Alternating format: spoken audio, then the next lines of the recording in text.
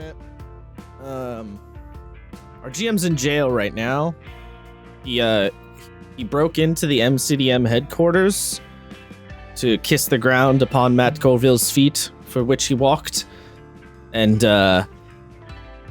trespassing, stalking. So he's going to be gone for a little bit. And we're not paying bail. He'll be fine. You would have figured, or I would have figured, that he would have listened to us. When we were like, hey, man, this is not a great idea. And, famous last words of, it's fine. Fun fact. It's not fine. It'll be fine. It wasn't fine, as it turns out. Not even close. He did get to talk to Matt Colville and James Introcaso, probably not in the way he was hoping, but, he talked to him for a minute. Yeah, when they were trying to file a restraining order. Yeah, and when they were like, can you stop being a creepy weirdo and get out of our office?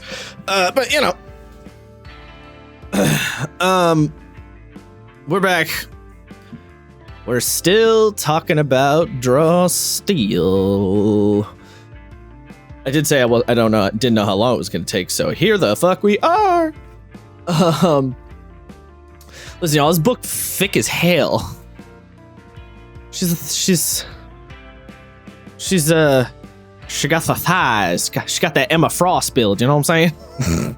I couldn't not think of the Deuce Bigelow American Gigolo. That's big. Yeah, basically. Somebody call the circus.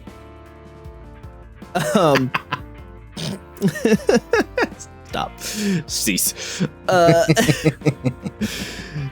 So, yeah, we're still on this Draw Steel shit. We're still talking about the old MCDM RPG. It's really weird reading through this game and being like, oh fuck, it's like a real game now. Because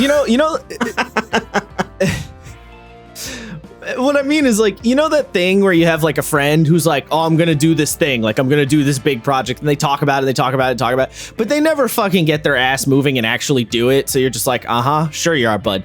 It's like your friend's like, bro, I'm gonna have a fucking 6-pack by the end of the year, man. I'm gonna be fucking 175, lean as shit. And you're like, sure you are, bud. And then the end of the year comes around, they're like 165, and like they ain't really lifting that much more. That kind of shit. You know what I'm saying? You don't get. That was kind of how I felt about this game. What?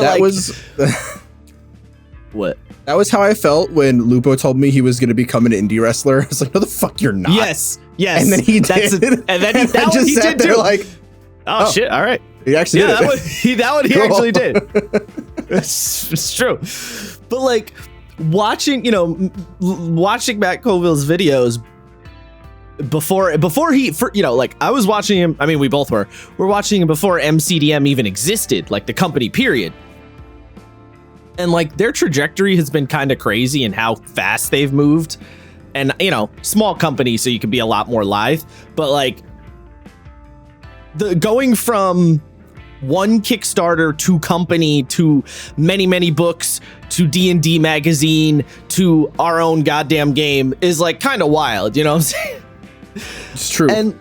But in those early days of MCDM, when they were making 5e products, doing Strongholds and Followers and Kingdoms and Warfare mostly, he would talk about like, oh, we'll probably make our own game at some point. And I was just sitting there like, yeah, sure you will, bud. We'll see about that.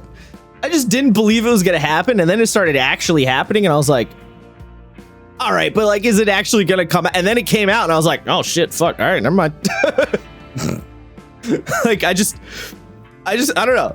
I don't know what it was about the project that made me think it wasn't really going to happen. I just thought it wasn't at one point. I just didn't have. I mean, once it got to a certain ramp up, I was like, all right, obviously money's being put into it. But like, yeah, I don't know, it was just kind of funny. I'm literally having that right now because I paid into the Mr. Rex Sands of Doom Kickstarter like way back to the way back. Oh, and every time like that book is done. It's like they're literally just waiting for like shipping shit to calm down a little bit. And I didn't realize that because I for some reason, like I think their emails are set to spam for me, which is annoying because I didn't do that.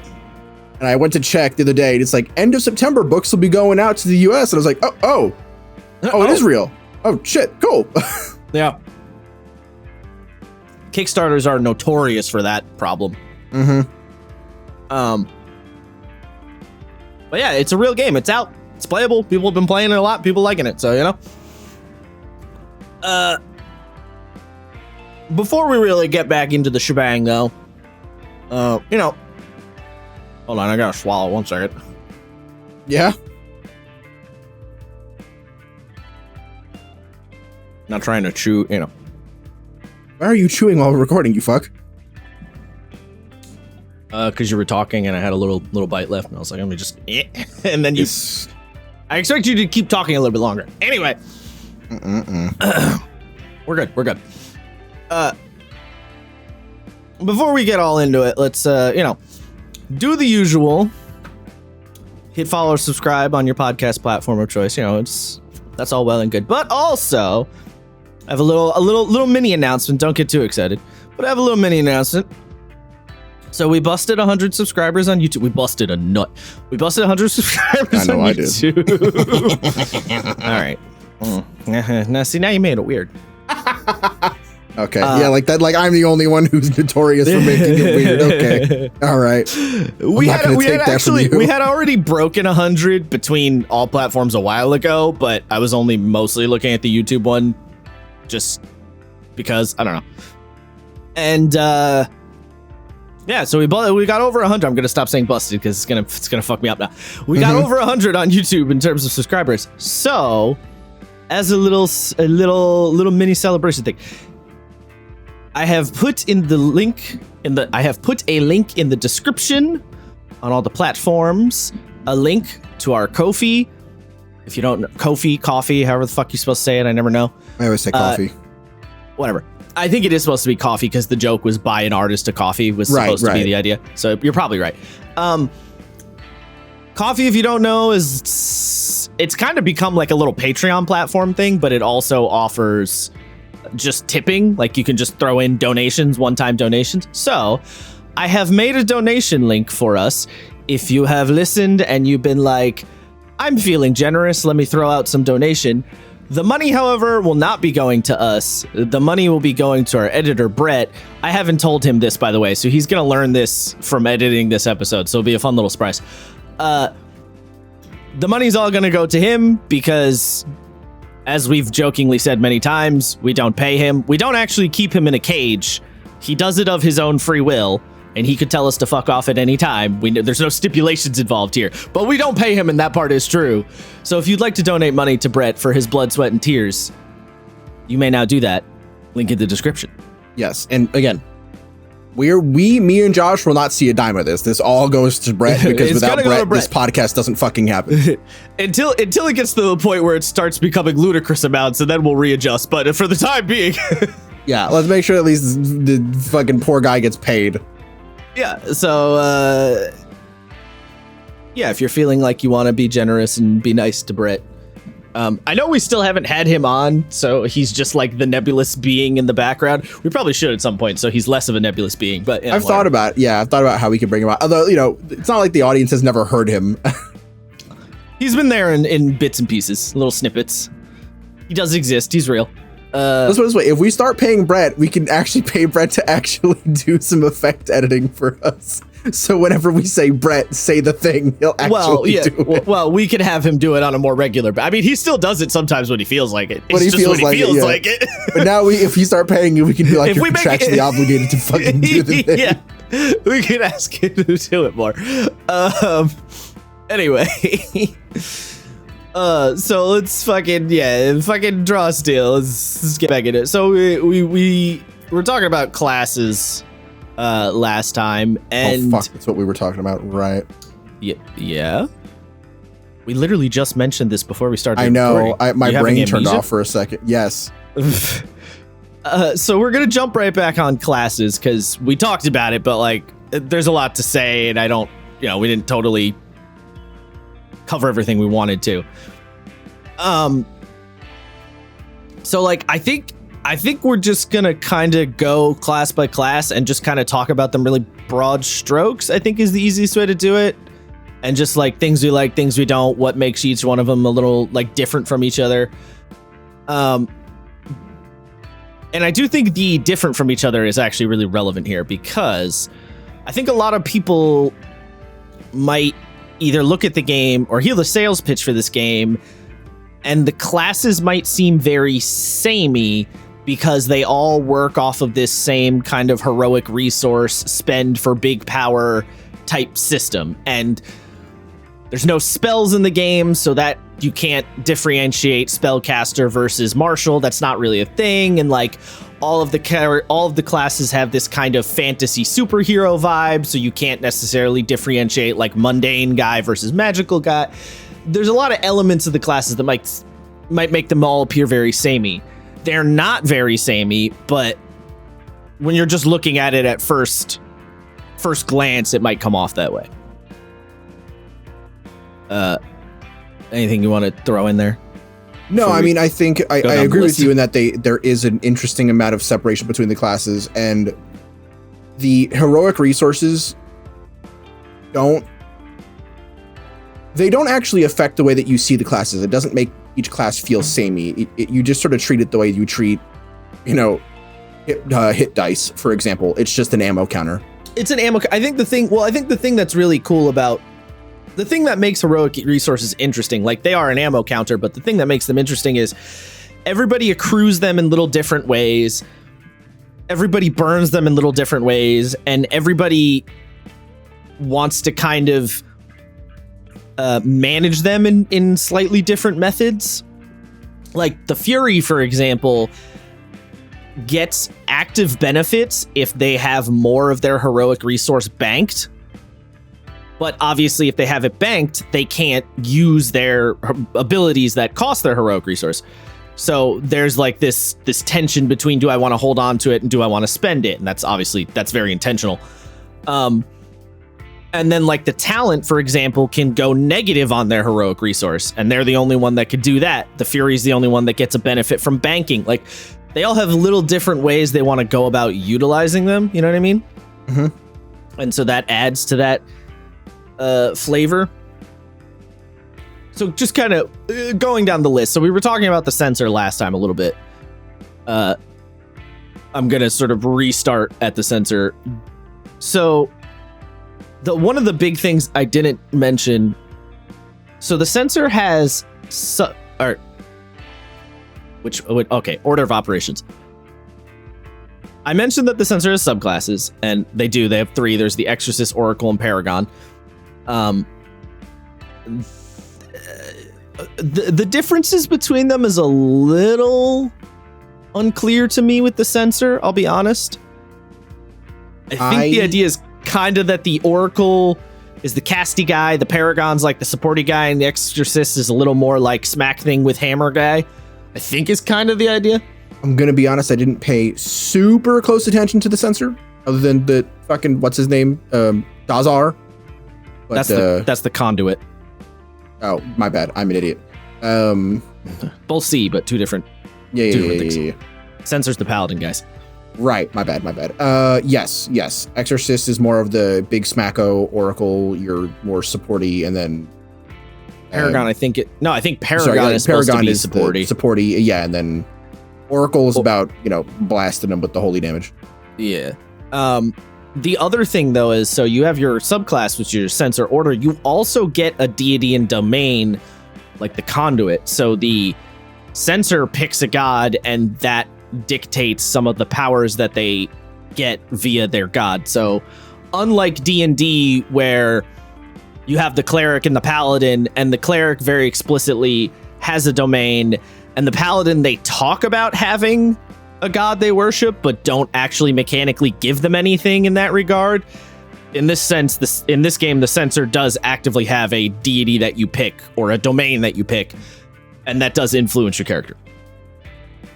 It is worth pointing out, though, also, sensors are thematically a little less righteous than paladins, and a little more smite the non-belief. Yeah, they're a little more inquisitive. Yeah, they're a little smite the infidelis. Like, yeah, they have a little bit more of a malicious bent to them than like a paladin does. Yeah. So that's worth noting. So you pick your deity domain. The other big thing that the sensor gets that's kind of unique to them is judgment. which is kind of like a hunter's mark, but it's for the censor. Because, and again, there is no ranger class, which I do feel like missed opportunity, perhaps. I feel like we'll probably see it soon, because you're right. They have the Wild Heart. It makes no sense that they would create a whole class for 5th edition and then not use it. They have the Beast Heart, sir. Sorry, Beast Heart. Wild Heart is the subclass rename for the Barbarian in 5th edition. Right. Yes, they renamed Totem Barbarian. So you have Judgment, which is kind of a hunter's marky thing, and essentially you mark an enemy, and it does a couple of different things. Like if an enemy shifts away from you, you can stop them.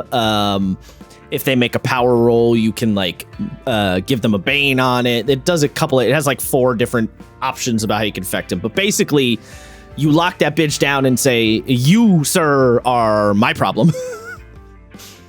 And then you also get a benefit based on which subclass you picked. And then the other kind of unique thing that the censor gets is My Life for Yours. This is effectively your Lay on Hands ability, and it lets you take some of your recoveries and use them on somebody else. Recoveries are the primary method that people keep themselves up in this game, that they heal themselves with. Normally, you do the catch breath maneuver, and then you heal yourself. The censor is the only character where they can burn their own personal recoveries to help somebody else. So something I want to point out to this, and I say this tentatively, because like, I think I like it. I think I'm on board. I got to like think about it a little more. Because on one end, I do like that they are consolidating down ammo counters, because there's already a good amount of them in game. So they're just giving you another way to use your recovery. You know what I mean? They're just making it a new thing, whereas D&D Lay on Hands is its own thing, its own health pool, its own, resource effectively. I like it tentatively. I have to think about it a little more, but just like, on the initial smell test, I'm like, oh, that makes sense. From a DM perspective, that makes sense. Yeah. Or so from a game design perspective, that makes sense. Yeah, it does. You do miss a little bit of the flavor of like literally burning your own, like burning your own health in a way, but it is still mostly the same. Like, yeah, it feels just slightly shifted over, but it does still mostly work. And I think this is also one of those abilities that's going to feel a lot cooler in play, because reading the game, well, actually, not even I think, I can pretty much say this wholeheartedly, because I'm watching a playthrough, I'm watching an actual play that Matt Colville is putting on his YouTube channel of him and some of the other games designers, with James Giancasso, the lead designer, running it. And Matt is playing a censor, and the idea of burning your own recoveries to help someone else out is a pretty big deal, because recoveries are generally a pretty big deal, because you don't have short rest. So recoveries are sort of like your hit die, but they're your hit die on the go. You can just burn them whenever. So it's kind of a big deal to give up your own recoveries for somebody else. That is like a relevant thing. It might not read as like a big deal, but in play it does end up being a big deal. So it definitely does. Yeah. Yeah, and then the other I think there was one other, give your domain that sensor signature abilities. What was the one other thing I wanted to say? Well, now I'm not remembering. But either way, those are that's the censor's main bits and bobs. They have the Judgment, they have the My Life for Yours thing. They also get their own deities. Censors do get kits, which we haven't gotten to what kits are, but essentially censors can use equipment is what that means.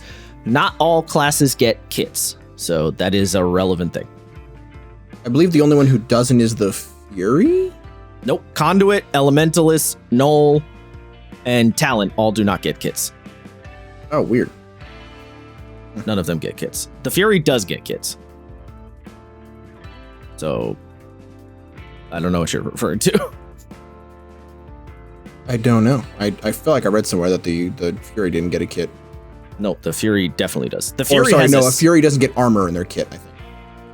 No, they do. Do they? Okay. There's no unarmored defense in this game. There are kits that you can choose that explicitly say you don't wear armor, but that's a choice.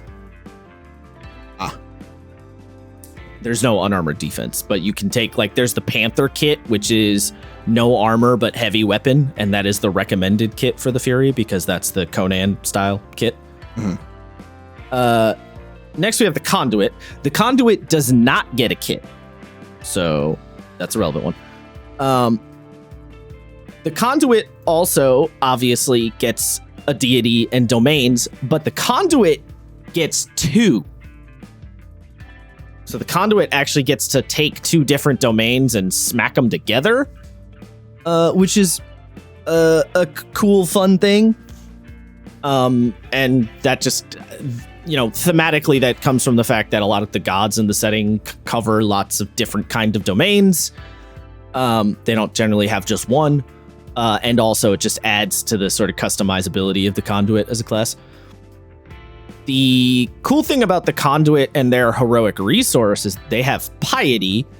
And what's really fun about this is you can, you gain piety at the start of each of your turn. Additionally, though, if you would like to get more piety, you can pray. And basically you roll a D3, which is to say, a D6. But you roll a D3, and if you get a 3, you get 2 additional piety, and you can activate one of your special domain effects from your prayer. If you roll a 2, you get 1 additional piety, nothing else. If you roll a 1, you still get your 1 piety, but you also take 1d6 plus your level and damage. No.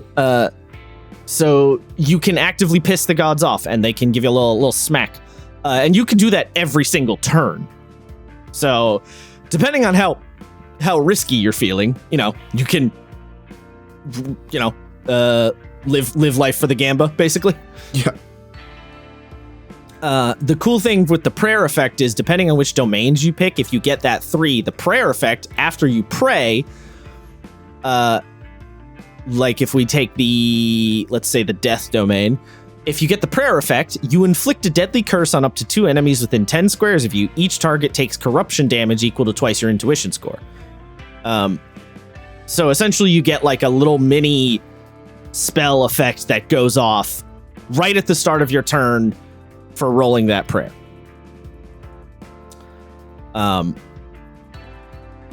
Then, because the other thing that's notable about the Conduit is because they do not get a kit, so they don't have gear, they get a prayer and a ward. And these are essentially little, like, they're passives that you can swap out on a respite that will take the place of kit bonuses. So, like, for example, the recommended prayer it tells you to take under the quick build is Prayer of Distance, which is you have a +2 bonus to distance on your ranged magic abilities. And then the recommended ward it tells you to take is the Bastion Ward, which is you have a +1 bonus to saving throws. But there's 4 of each. Or no, there's 1, 2, 3, 4, 5 prayers, and then 1, 2, 3, 4 wards. And you can mix and match those out as you will on a respite. So you don't get gear, but you get that extra little customize option. And then obviously we have all our signature abilities and stuff. Those all work the same. And then I think there was one other thing. Oh no, I mentioned that. Yeah, that's the main shit with the Conduit. And then obviously, I'm not going to keep restating it, but with every class, as you go up in levels, you get more signature abilities and more heroic abilities, as well as features, which features are kind of your main outside of combat abilities that let you do a little extra thing or whatever. In the case of the Conduit, I guess it is worth pointing out that your features are tied to your domain selections. So, for example, if you chose the, Love Domain, I think? Yeah, Love Domain, you get the Blessing of Compassion. You gain an edge on any test made to assist another creature with a test. So essentially, you can give a +2 bonus to anybody. Additionally, when you are present at the start of a negotiation, one NPC of your choice has their patience increased by 1. and the first test made to influence them gains an edge, meaning you're better at negotiating because people think you're cool and friendly, so they have more patience, and you gain a bonus to that initial test. So those are like some example features you get. Then we go from Conduit, we go down to the Elementalist. And the Elementalist, like I said last time, is kind of your it's your wizard mostly, but also kind of not. Well, I was gonna say there's no wizard in this. There isn't really a standard wizard. The Elementalist is the closest thing you're gonna get, but the Elementalist is a little bit more thematically sorcerer-esque in the D&D sense, a little bit.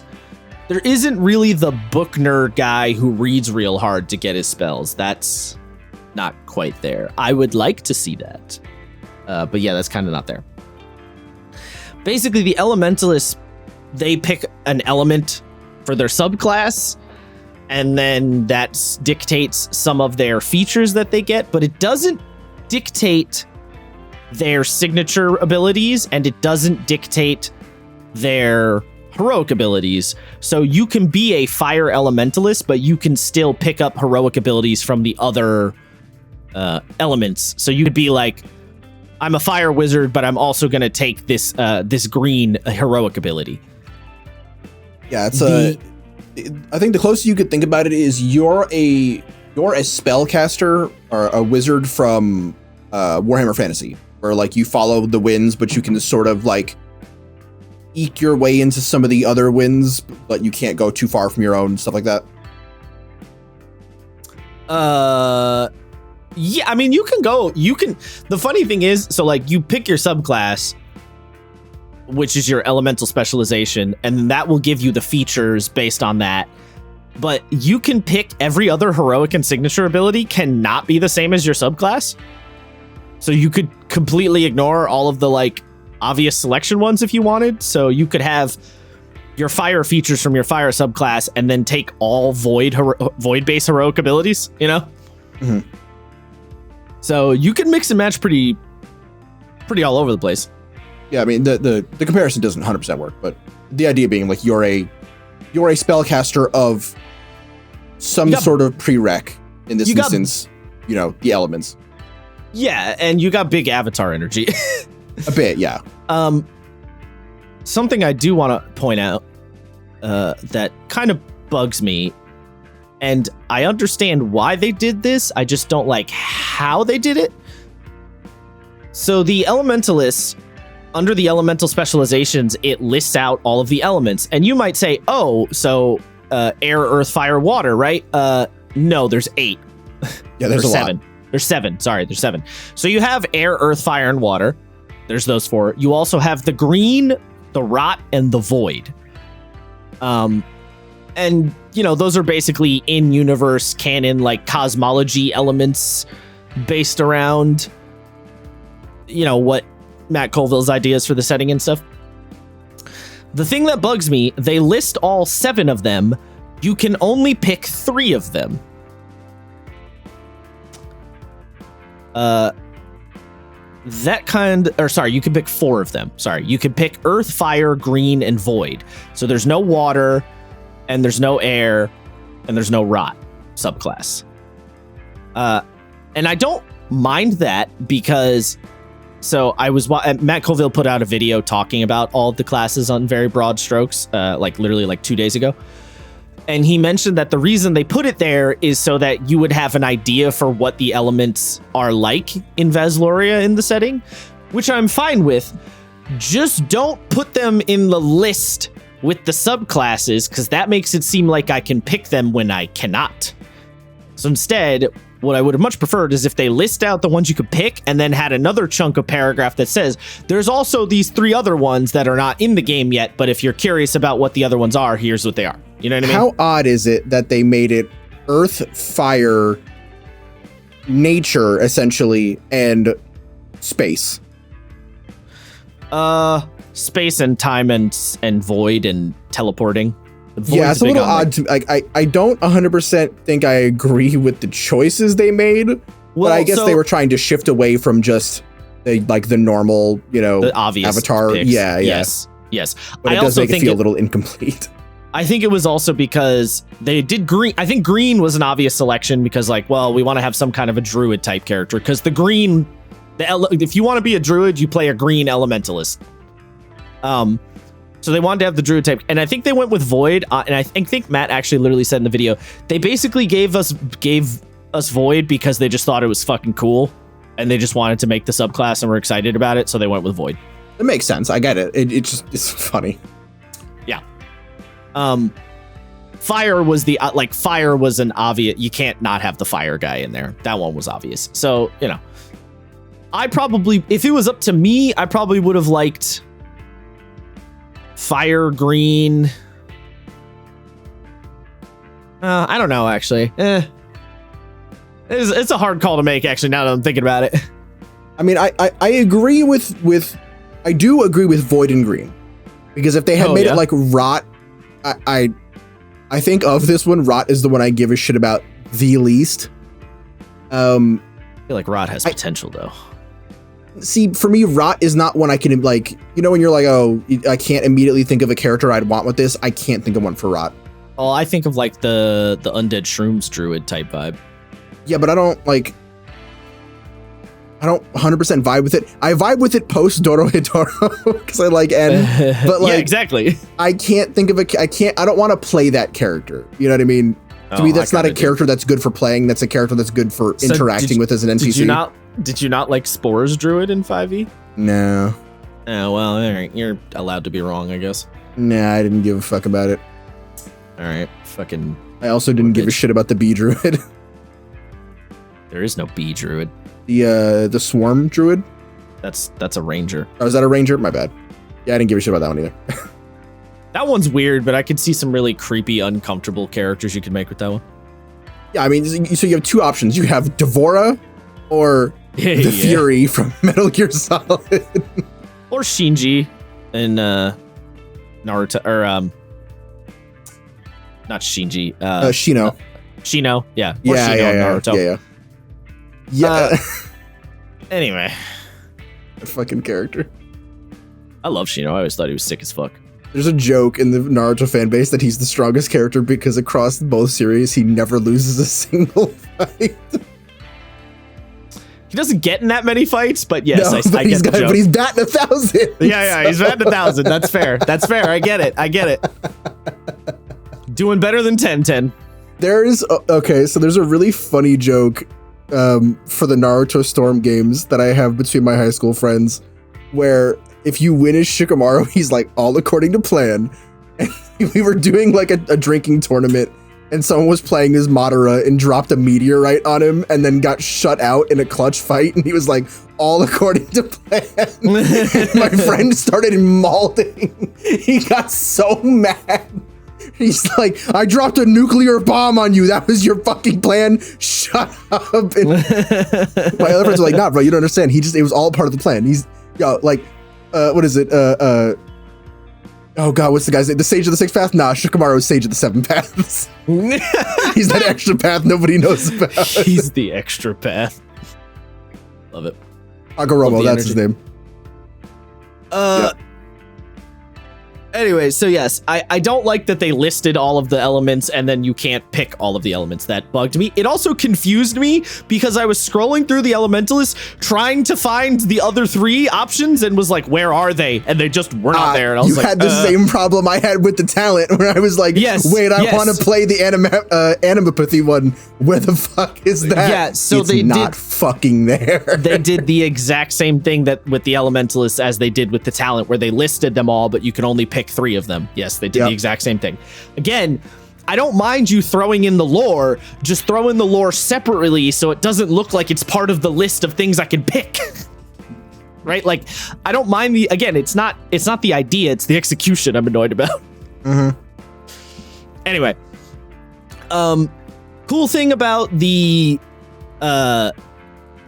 Elementalists, they're like every class kind of has like their main fun little level 1 shtick thing. The Elementalist has persistent magic where they can kind of like effort in the without number games, they can permanently dock their essence, one of their essence or one or more of their essence every turn to keep a spell going. And then the effect of the spell to just keep on rolling, which is very fun. So you can put a dude in like a fire tornado and then just keep cooking him, basically. They don't have anything super weird about how they acquire essence. They just kind of slowly build it up, if I remember correctly. Yeah, they basically just build it up, and then the first time each combat round that you're a creature within 10 squares takes damage that isn't untyped or holy damage, you gain 1 essence. So nothing super fancy about that. They have a basic signature action called Hurl Element, where it's just hit a foe with element thing. And then if you're curious, yes, they kind of sort of have prestidigitation. They have a thing called Practical Magic. It's not as good, but it's sort of kind of in that realm. If you're curious, again, we mentioned the earth is self-explanatory and fire pretty self-explanatory. The green, like I said, is your druid, so you're going to be doing a lot of like talking to animals, summoning plants, turning into animals, although you get the turning into animals at level 2. Void is like teleportation, manipulating space, adjusting like distances and time. It's a lot of like reality fuckery, I guess is the easiest way to put it. I don't remember where it is, but one of the abilities that the Void Elementalist gets is you can just return to any place you've been whenever the fuck you want. I love that. It's like distance is a something. Distance is an enigma or something like that. I don't even remember. I saw it today. Wait, maybe it's that one. Hold on. There's no space between. It might be that one. No, it's not that one because it wasn't a maneuver. That one's there is no space between is fun because you can just make portals all over the battlefield. Oh, is it this one? Wait. Each time distance is only a memory. Each time you finish a respite, you can open a two-way portal that leads to any place you have previously been. You and your allies can pass through the portal, which remains open for 1 hour or until you dismiss it as a main action. Yeah. And you might be curious, what level do you get the make a portal wherever the fuck I want? Level 3. Oh, let's go, dude. Yeah. So not that far into, granted there is 10 levels in this game, so it's D&D equivalent. It's like level 5-ish, but still not that far. Level 6, level 5 range. Still not that deep into your character. Similar to the Conduit, because the Elementalist also does not get kits, they get enchantments. Did you play Dragon Age? Yes. Okay, do you remember the little kid Dragon Age enchantments? No, so I didn't play Origins. Oh, god damn it. All right, there's a little dwarf kid who's got like I don't know, is maybe supposed to have like autism or something like that, or he only says enchantments, but he's like really good at making magical enchantments. So every time you go to talk to him, he just goes enchantments. It's just what made me think of. So yes, they have enchantments and they have wards, which are basically the same thing as the prayers and the wards from the Conduit. It's like customization options that you can pick to replace your kit option. The Elementalist does have one that explicitly lets you take a kit, however, or it gives you the effect of a kit. It lets you wear light armor and wield a light weapon even though you don't have a kit. So there is one that basically replaces it. So I'm trying to figure this out, and I thought I read this somewhere, but I can't seem to find it now. If the game doesn't start you with a kit, does that mean that you just cannot take one? I have not looked at every perk and every title in the game, so I would be willing to bet there's probably a perk or a title that can grant you a kit. But yes, if your class does not grant you a kit, then you never get a kit. Like you can't go buy a kit, for example. No. No, because kits are not purchased. Don't purchase kits. You just have them. Odd, but okay. Yeah, so like kits are fictionally, they're like, you know, described as equipment, but mechanically they're effectively like power sets you swap out because you can change your kit on a respite. And there's like no restriction on that. So you don't like purchase kits in any way. You don't buy gear in this game in that sense. So yeah, you don't have any. If you can't get a kit, that's it. You can't get a kit unless you have something that explicitly says, "Oh, you get a kit for this." So yeah, gotcha. Obviously, fictionally, your character can be like, "I have a staff" or "I have a book" or whatever, but mechanically, you don't have a kit. Oh, the other important thing to note is the classes that do not have kits get 2 signature actions, whereas the classes that do have kits get 1 signature action. And the reason for that is because your kit gives you a signature action. So the classes that have kits get 1 from their class and 1 from the kit. The classes that don't have kits just get 2 from their class. I think that's all I wanted to go about with the elementals. Then we have the Fury. The Fury being our barbarian person. One really big complaint, and this is a very personal complaint. There's no rage. There's no sicko mode. And I just hate that. I want a rage real bad. I like my sicko modes. Let me have a sicko mode. That's one thing that 5e gives me all the time, and I love it. Yeah, I agree. No, I mean, yeah. I think I said it in the episode. Yeah, if my favorite thing in role-playing games is a sicko mode, and if you can't give me a sicko mode, give me a summon. Yes, you can get summons. Also, do you know about the first new class that they're working on for the game? No. It's Summoner. All is right with the world. It is, yes. It's very explicitly Summoner. So the Fury is your barbarian fellow. I said they don't have a sicko mode. If you choose a Stormwight, you turn into an animal lycanthrope person. So like that is kind of a sicko mode. But I want the Berserker to have a rage, and they don't. They do have ferocity, which as it increases, you get additional effects, which is pretty similar to a rage, but you have to like build up to it. You can't just like activate rage. So, you know, it's sort of kind of there. The Fury's pretty straightforward. They do get a kit. They, like I said, they have their ferocity thing. So their heroic resource is ferocity. And basically they have each of the subclasses has a table associated with it. And so as it goes from 2 to 4 to 6 to 8 to 10 to 12, you unlock more abilities, or you unlock like passive buffs as your ferocity goes up. And then you can, obviously you have to spend ferocity though to use your heroic abilities. So there's that back and forth, like I was saying before. To give like a basic example for the Berserker, if you have 2 ferocity, whenever you use the knockback maneuver, the force movement distance gains a bonus equal to your might score. And then at 4 ferocity, the first time you push a creature on your turn, you gain a surge. And then at 6 ferocity, you gain an edge on might tests and the knockback maneuver. And so it kind of goes on from there. You also unlock more of the table at level 4, 7, and 10. The Fury's main shtick, honestly, is the Fury and the Null. Their 2 things is they're the guys that can move enemies around on the battlefield a lot. So the Fury has a lot of like smack you away or grab you and pull you to me or smash everyone around me type abilities. Such as their move Tide of Death. Oh no, actually Tide of Death doesn't move you. Out of the way. Out of the way forces everybody to slide around.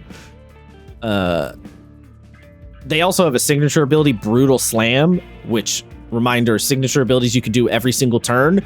So they can push an enemy 1, 2, or 4 squares every single turn for no cost. So worth noting. Now there is a stat in this game called stability, which essentially if you go to push something and their stability is higher than I think your might, I forget exactly, we'll get to that later, you just can't move them.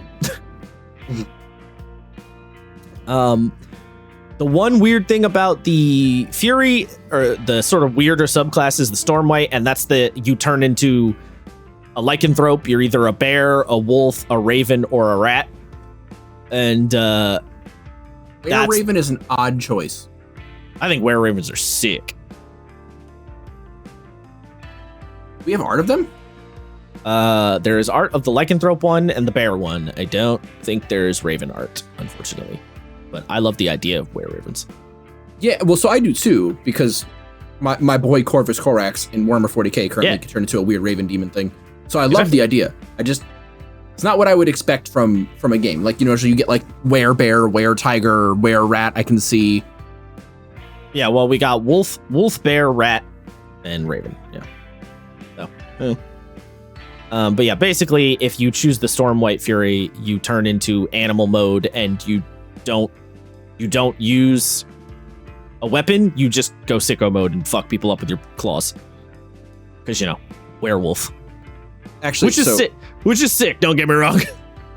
We touched on it a little bit, but a perfect example of what we were talking about last time with the art that's a little awkward is on the Fury. There's the orc that's decapitating the two skeletons. Yes, it's a little hard to read what's going on. I know what's going on. That's a backswing. Yes, the backswing looks odd, a little off. Yeah, I agree. Because that's a ready position. That's I'm gonna swing down.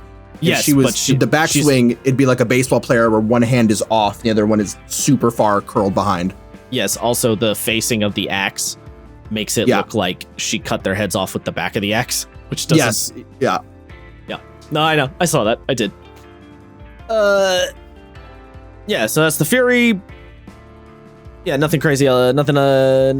Nothing else crazy there. Then we get to the Gnoll. The Gnoll is your monk guy. It's your punchy, unarmed guy. But the Gnoll is very explicitly psionically powered. So they are the punchy guy, but they are also like, I can punch you across time guy. Because you have the chronokinetic, which is where you just can ignore the flow of time.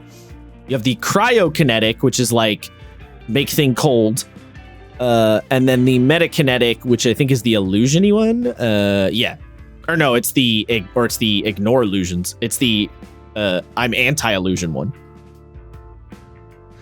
The Gnoll does not get a kit because they punch.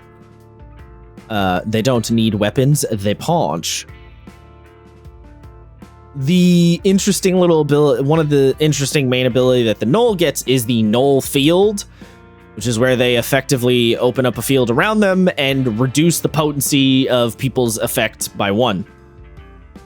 They can also spend some of their discipline to activate additional effects under the Gnoll Field. But yeah, the main thing about the Gnoll is that they power down everyone else's shit around them. What's interesting? So the cryokinetic subclass is not really about ice. Okay. It's about like entropy, like robbing things of motion. So you might be like, ice feels like a weird choice for Null. It's not actually. It makes a lot of sense. It's just a case of weird naming. There is like ice stuff, right? Like Wall of Ice, 9 discipline as a 6th level ability.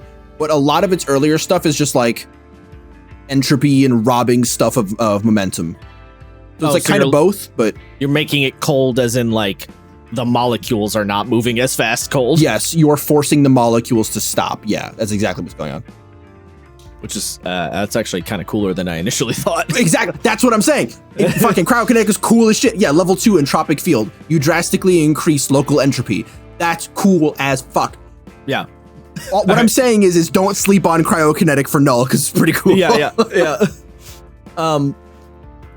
As I said before, might like ice, so that's and the cryokinetic is cool too. But like, fair, yeah. I mean, I love ice. It's my favorite element anytime we're dealing with any kind of like fantasy superpower nonsense. As we established, the Gnoll does not have a kit, so they also get 2 signature abilities. They They also have their augmentations, which are again kind of like the enchantments or the prayers for the conduit. Same kind of idea. You can pick up some bonuses that make up for the lack of a kit. The null also kind of straightforward, but it's about how you build the null, where you can do some really cool shit. Like you can focus on some very specific methods. And the null's ability, the null is also the other class where it's just like, you just move around when I say you do. I'm trying to remember if there was any other. Yeah, I think that's. Yeah. Then we have the Shadow. The Shadow is your rogue guy. Funny enough, the Shadow subclasses are called colleges, which I thought was an interesting choice. I could not tell that the Shadow character was a woad elf for the longest time. She is a woad elf, yes. Because she didn't have any like the face, like the face fuzz. She has the big ears. You're right. She has the big bat ears. So I was like, because the Shadows get, well, no, the Shadows do get a sicko mode. They get their Do they? Yes, they something? Have their oh god, it's like called like their umbral form or something like that. I don't remember that one to TBH. Basically, for a while, I just thought that it was that like whatever the umbral form looked like because they're always wreathed in shadow. Ah. Well, now hold on. Let's find it. Okay, umbral form. Oh, it's literally called umbral form. As a maneuver, you lose control of yourself, becoming a shadow creature dripping with ash. This transformation lasts until the end of the encounter, until you are dying, or after one uninterrupted hour of quiet focus outside of combat. You gain the following effects: you can automatically climb at full speed. Enemy spaces don't count as difficult terrain. An enemy takes corruption damage equal to your agility score the first time you pass through them. You end your turn with cover or concealment from another creature. If you end your turn, you are automatically hidden from that creature. You gain 1 surge at the start of each of your turns. That's strong. You have corruption immunity equal to 5 plus your level. Creatures gain an edge on strikes against you. You take a Bane on presence test made to interact with other creatures. You're just creepy. Nobody wants to talk to you. The weird one for me was the people get edges to hit you, but you're like a weird shadow. I feel like I almost thought that was a typo. I guess the idea being that you're not in control of yourself, so you're not dodging as well because it's like your weird monster mode. You're not dodging out of the way of attacks. That was my assumption. The Shadow. So yeah, you pick colleges. You have the College of Black Ash, the College of Caustic Alchemy, and the College of the Harlequin Mask. Black Ash is your sort of weird, smoky, high mobility ninja vanished guy. Caustic Alchemy is your alchemist dude. You make poisons and bombs and shit. Harlequin Mask is like illusion magic guy for the most part. The Shadow's main heroic resource is Insight. They don't do anything super weird with it from what I remember. Oh, the Null's resource is Discipline, by the way, in case you're curious. I think I said them all last time, but whatever. The really cool main ability that the Shadow gets is called Hesitation is Weakness, which is, so the way initiative works in this game, it goes players, monsters, players, monsters, player, monsters. It goes back and forth. The Shadow can, as soon as another player characters ends their turn, they can immediately start their turn. So the Shadow, it can make it so that it's 2 player turns in a row. And that is a signature ability. It is a free trigger, and it has no cost of any kind. So you can do it every single turn. So effectively, if you have a Shadow on the team, you know, a good chance they're gonna double team up with one of the characters every turn, because there's not any reason for them not to, for the most part. Which is fun. The Shadow does get a kit. And then the other thing they have is their I'm no threat thing. Or no, that's actually, sorry, I'm no threats from the Harlequin subclass. Never mind. I thought that was a main ability. It's not. The Black Ash subclass gets the teleporty thingy, and then the Caustic Alchemy, you get a smoke bomb and a poison blade ability, which are fun. Shadow's probably the simplest class in the game, which might sound weird because I don't know. Do people think of Rogue as the simplest class usually? I feel like no. Although No. I mean, they're not that hard. Is Shadow the easiest or the simplest? In this game, I would say, Shadow's the simplest to play. The only other one is maybe the Tactician, you could argue, but the Tactician requires teamwork. Right. Yeah, the Tactician requires you, like, you can kind of ignore the teamwork to a degree as the Shadow. Like, it's better if you do the teamwork, obviously, but you could kind of be like, you know what I mean? I guess. Like, you can be out for yourself a decent amount. Yeah, I feel like Shadow's probably the simplest. Speaking of the Tactician, the one after the Shadow is the Tactician. The Tactician is the Tactician is the only class that is Dude McGuy Jim. Just duty bro McGuy. Like, if you want to play the mundane dude without all the weird superpowers, the Tactician is the only character that's really going to do that for you. In the future, they may release more classes that are in that vibe. I don't know. But yeah, Tactician's kind of all you got. Their whole thing is they're a tactician. They help plan out the battle for everybody else. They have abilities to like help people recover, help people attack off their turn, help people position themselves off turn. Like, they can manipulate the battlefield like a sort of general-y vibe. Their subclasses are Insurgent, Mastermind, and Vanguard. Insurgent, I actually don't know how to describe the differences on the subclasses for the Tactician, to be honest. They're all like, they're kind of similar. I think Vanguard is supposed to be the most up in the face one on the front line. Insurgent, you're like Insurgent's a little odd. You're like close to the Shadow. You're kind of not exactly like, Solid Snake, but like you're in that. You're like you're in that vibe because you have proficiency in things like proficiency. You have like skills points. Yeah, you have skills for things like intrigue, and you get stuff for like listening in. It's a little it's a little odd. Vanguard, you are the most upfront guy. Yes, you are basically you're the tank. You walk up, put down big shield, and plant dick firmly on table. And Mastermind is more of the battle mastery shit that people think. Okay, yeah. I feel like the differences between the Tacticians are a little trickier to parse apart at first. Mm. Well, the sensor ones kind of are too, actually. Sorry, I was just looking at something else. Yeah, I mean, I don't have a ton to say on the Tactician. Like, that's their bit. They're the Tactician guy. They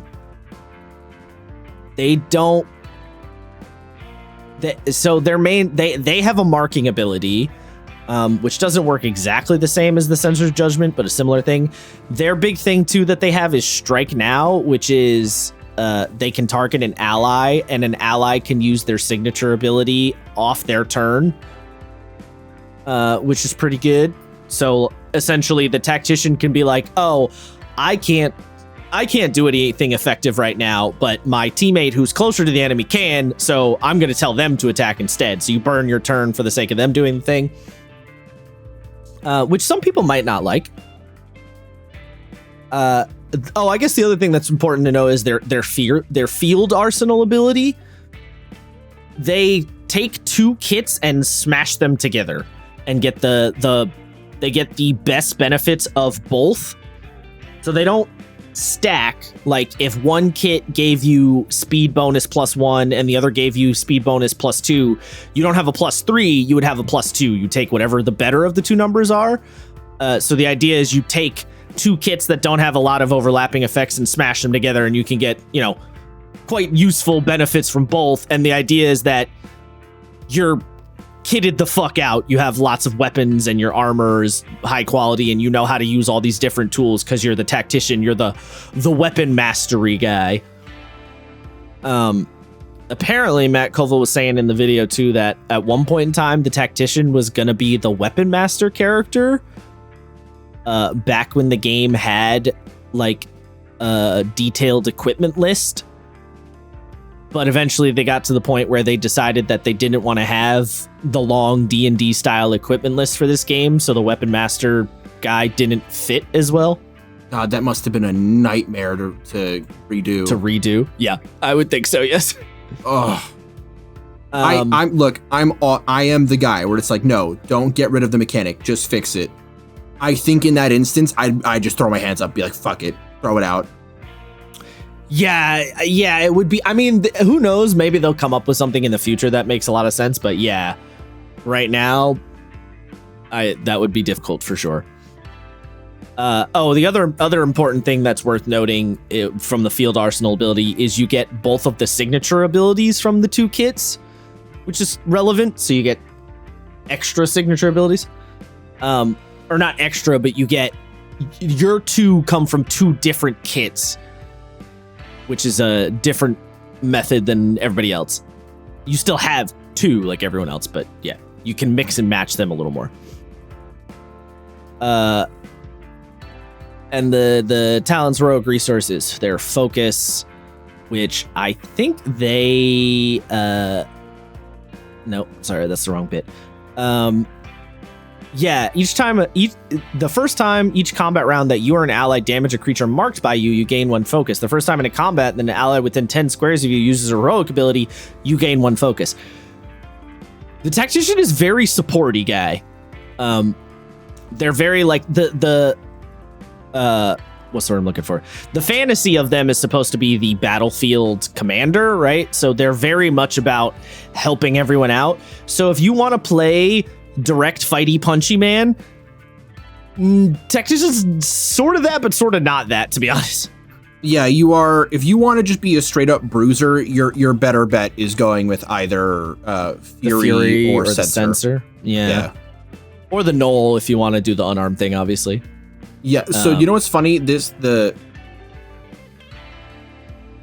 thing I could see, like for me, tactician, the first thing that comes to mind is like Zorro.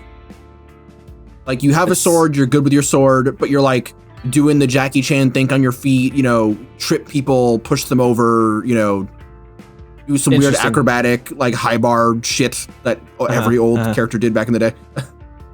Not how I would have put it, but interesting. After the tactician, we have the one Isaiah's most excited about, which is the talent. Yes, sir. The talent, probably the most complicated. Easily. I would say. Yeah. So their thing. So like we mentioned, they have they have the talent traditions. There are 1, 2, 3, 4, 5, 6. So wait, did I count that wrong? Oh no.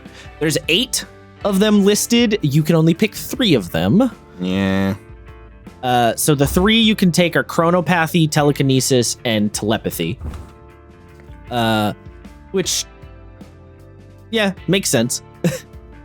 Makes sense why they chose those. I would also want to play the animopathy or the metamorphosis, but yeah. Their big thing, like I mentioned, so they have clarity that they accrue, but the thing that's cool about the talent is they can go into strain where they can actually dock their clarity. So if they have 1 point of clarity and they want to cast a 3 clarity ability, they can go -2 to use that ability. However, if they go too low, I'm trying to remember, is there like a threshold thing? Now I'm forgetting. I don't know. I don't think there's a threshold, but I think you can't spend if you're already negative, I believe is the situation. Right.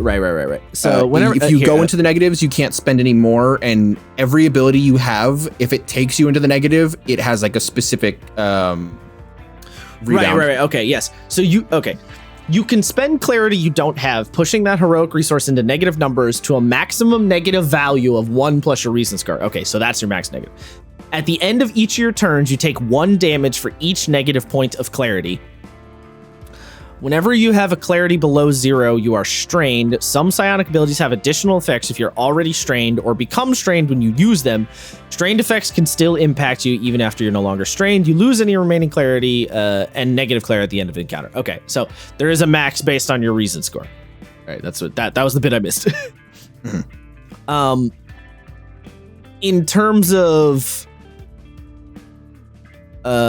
talents also don't have kits, so they get augmentations, psionic augmentations, and talent words. These again work the same as the elementalist enchantments and the conduit's prayers and all that. They're sort of little passives you can swap out because you don't get kit benefits, and of course you also get the 2 signature actions. I said the talent's the most complicated. They're not the most, they're set up like all the other classes, but their individual abilities are the most complicated ones, I guess is the easiest way to put it. Right? Yes, because they have their standard ability, they have their strained rebound, and then you have one for each of the talents, subclasses, the traditions, and they have the traditions, Well, I was just saying, what I meant is like just the signature and heroic abilities listed tend to be the more complicated ones compared to the effects that other classes get from their heroic abilities and signature abilities. Yes. They do have, if you take Chronopathy, one that's kind of crazy is you have an ability called Again, which is somebody makes an ability roll and you can just make them re-roll. Do it again. Yeah. Just do it again. Which is like, huh? Okay. Really got to hit him with the army NCO. Do it again. Again, yeah. The idea being that you rewind time a little bit to let them do it. Just to fuck people over. Well, you can do it on allies or enemies, so you can. Yeah, it just. I think about God. I keep tangenting. I think about the bit in the 40k book Infinite and the Divine when 2 Necrons take each other to court, and the one is in time travel. And he keeps losing the court case, so he keeps time traveling back to make a new argument in the court case. And keeps hoping he'll get it. Yeah. It's funny. Yeah, that's your bit with the talent. Like we said, you get all your, again, like I said last time, I am not going to describe every ability. We would never, ever... We'd be on like 8 episodes. And yeah, we've been trapped here forever. I like this game, but this game ain't no Fabula Ultima. I'm not willing to spend that much time on it. Well, more importantly, it would get really dry as I'm just reading ability text over and over and over again. That's the more important part. Yeah. And the talent, I guess we should just clarify just in case anyone's slightly unclear by the name. The talent is your like Jean Grey psychic powered psionic character. They blow shit up with their mind and manipulate time and create ice and fire and do everything with their mind. That's the important thing. And then lastly, we have the Troubadour, which is your bard guy. So the Troubadour subclasses are the Artor, the Duelist, and the Virtuoso. The Duelist is your, swashbuckler, rapier-wielding, like, performative dance of death guy. The Virtuoso is your little bit more standard default bard of weaving magic and, playing the instrument to, unlock the powers of reality.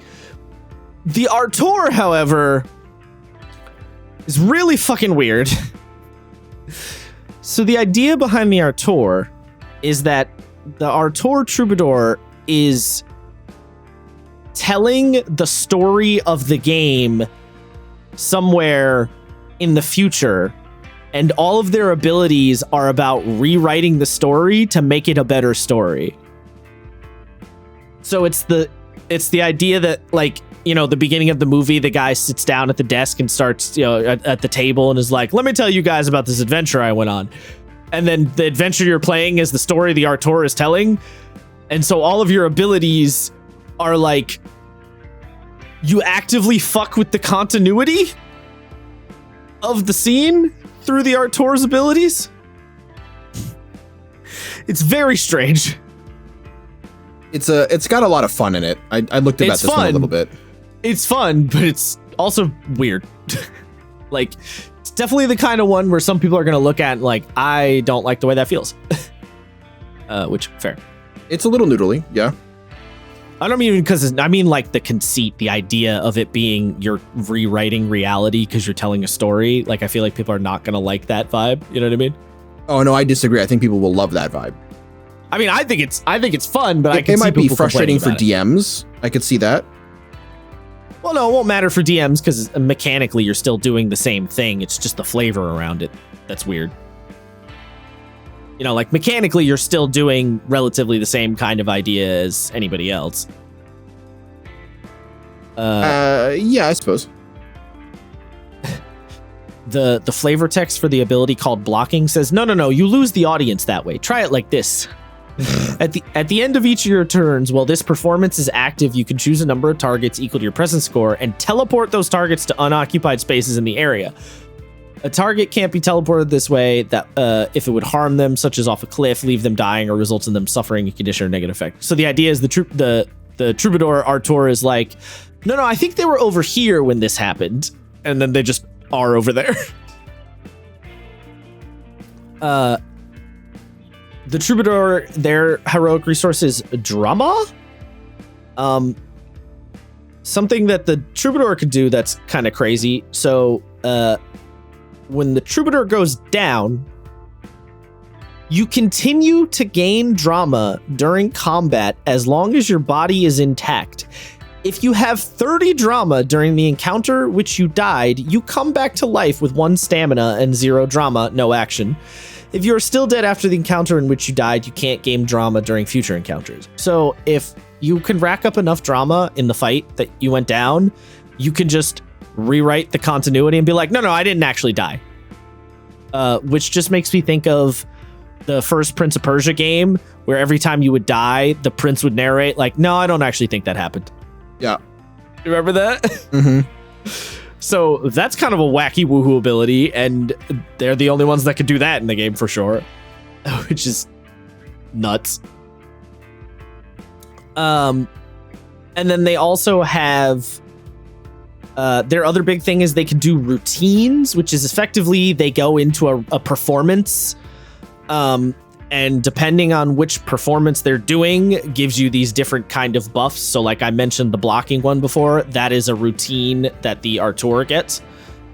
And then all of the troubadours get choreography and revitalizing limerick. The choreography one, when this performance is active, each target who starts their turn in the area gains a +2 bonus to speed. And then the revitalizing limerick is at the end of each of your turns. While this performance is active, you can choose up to a number of targets equal to your presence score. The chosen target can spend a recovery. So you can do a healy thing or a speed boosty thing. As you might imagine, the troubadour is big on buffs and assistance and all that other, they're the buffy supporty guy, right? They're bards. They do the bard thing. Also, I mentioned the Artur being weird. The Artur gets its own little side block, specifically being like, hey, this subclass is weird, just so you know. It says abilities like Guest Star, Miscue, and Twist at the end allow the Artur to rewrite bits of what happened in the battle by temporarily removing creatures from an encounter, bringing people back to life, or causing an ally to appear. These features are no more powerful than any other, but they're narratively different from shooting rays of fire or swinging a sword. So they're acknowledging that the troubadour could do some very strange shit. Well, the Artur one specifically. The other two are a little more standard. Yeah, I mean, I really like the troubadour. What a surprise. I don't know if I have a favorite class by looking at him. Obviously, I'm partial to the troubadour, but yeah. I mean, for me, clearly it's talent. It's got to be talent. Yeah. Troubadour's high, though. I think they have some of the best flavor.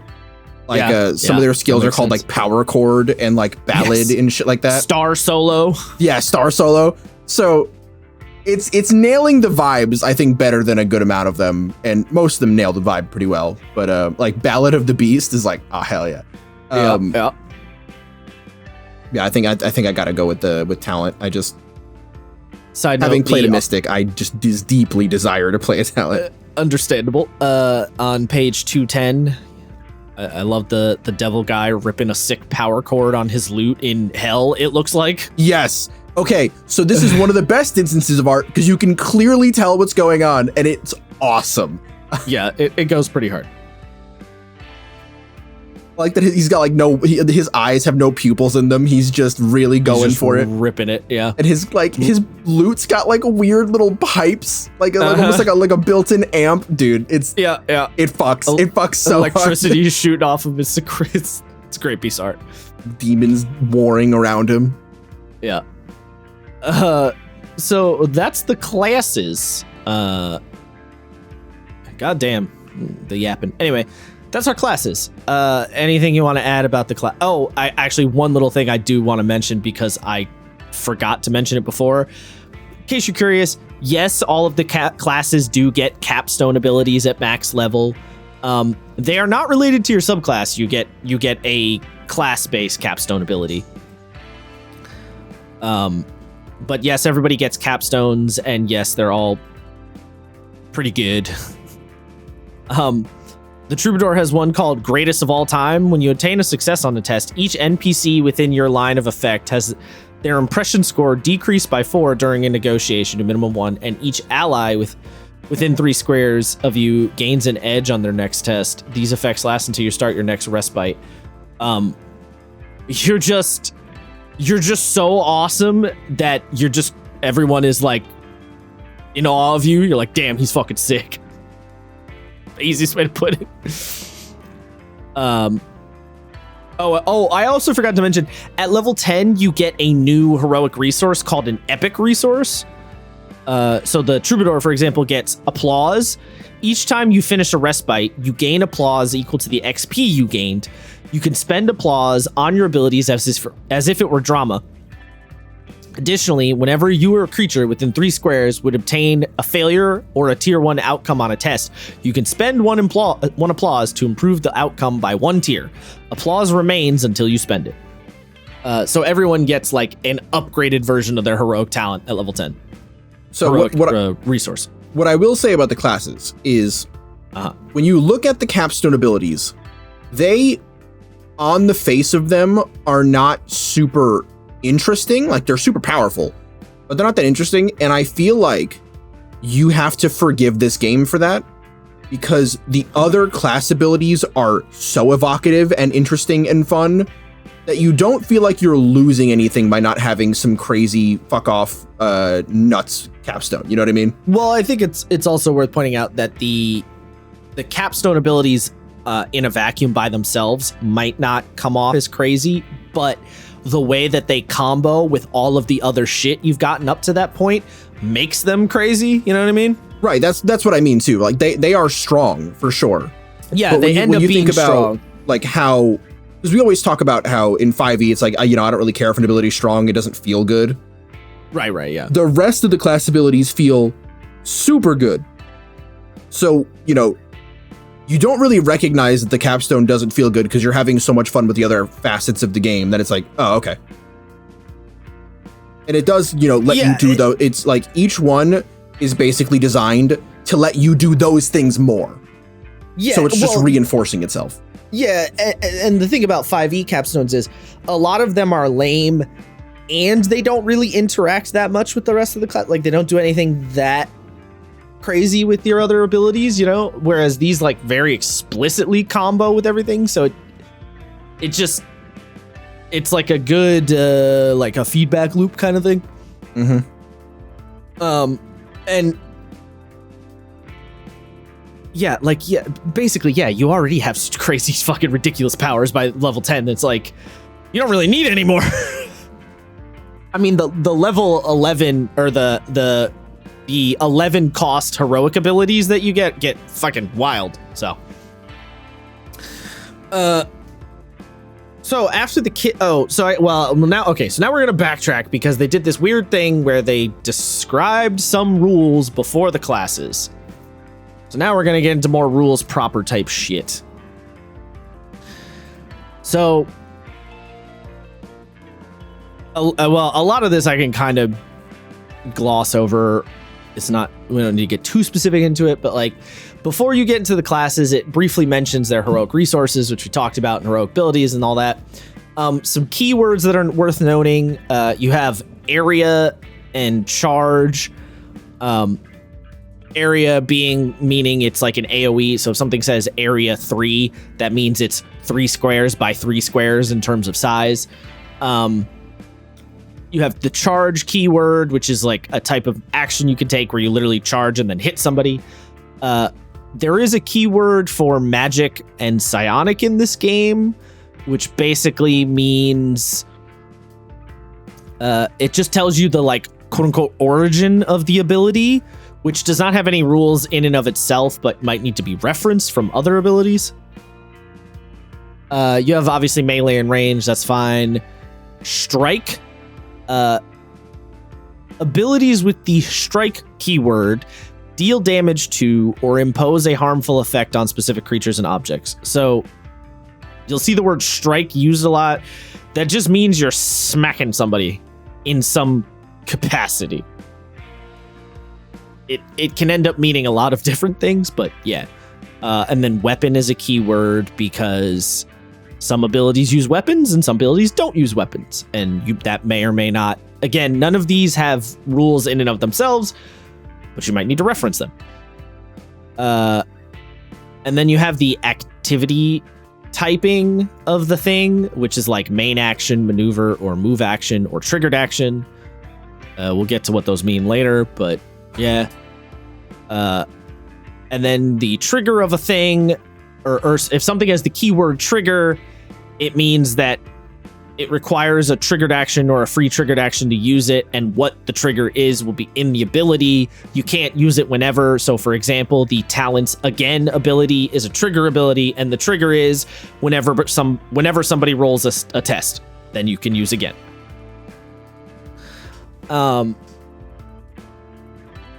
Some other stuff, I mean, there's obviously distance is relevant in this game, so there's distance numbers on all of your different abilities, unless you don't need to know the distance. And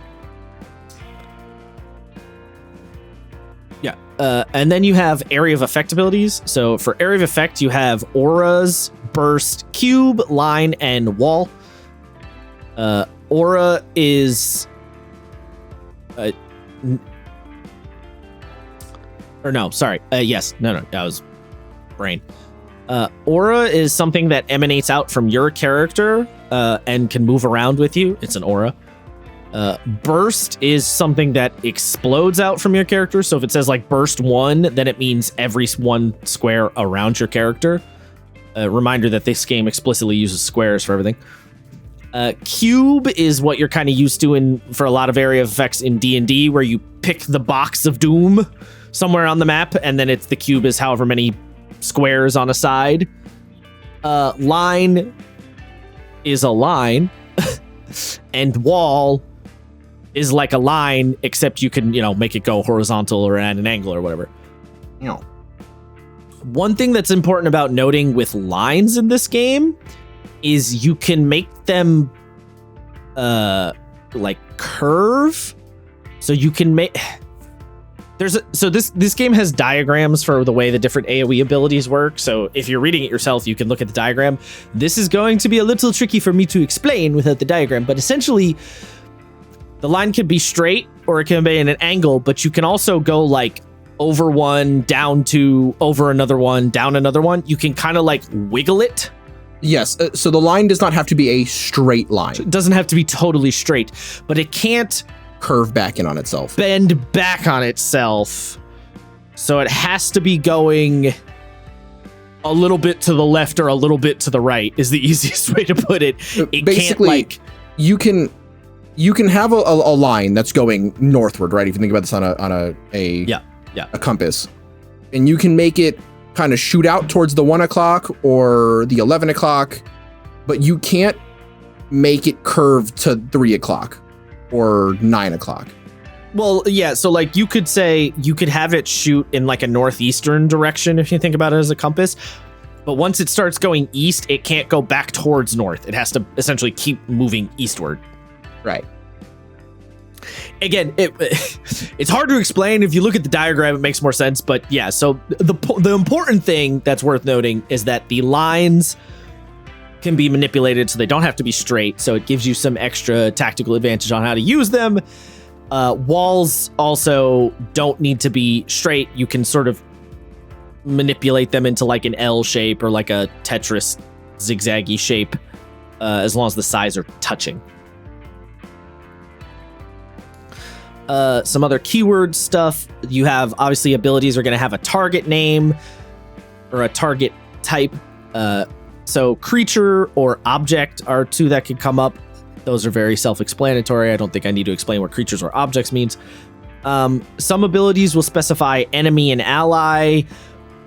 Ultimately, enemy and ally is just the person who's casting it. Do they consider the person an enemy or an ally is mostly what that comes down to. There might be a situation where the director has final say and knows like, no, that character's actually your enemy, not your ally. But obviously those are going to be more edge narrative cases where that might happen. And then target self. It targets yourself. And then we get a description on how the ability rules work. So I don't think I went over these, and if I did, I'm going to do it again anyway, just to make it clear. So the main core mechanic of this game is the ability roll or the power roll. So a power roll is 2d10 plus a stat. And every ability is broken up into tiers. So you have tier 1, tier 2, and tier 3.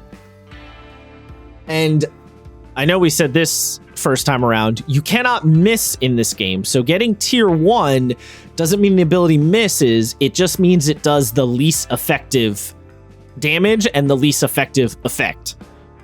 So tier 1 is if you roll an 11 or lower. Tier 2 is between 12 and 16, and then tier 3 is 17 or higher. Now you do add a stat when you roll, so it's not just 2d10 flat, it'll be 2d10 plus or minus your stat, which is in this game characteristics. So if you have might 2, for example, and you roll an ability with your might, you would be rolling 2d10 plus 2.